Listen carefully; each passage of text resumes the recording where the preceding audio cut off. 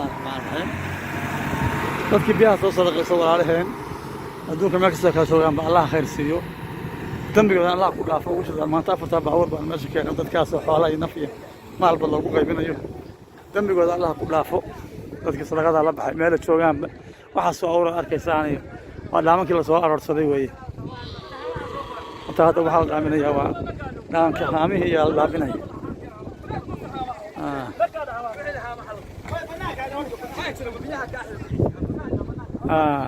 gaari kalena oo ka xaggaas taagan afraad ilaahbaa mahadle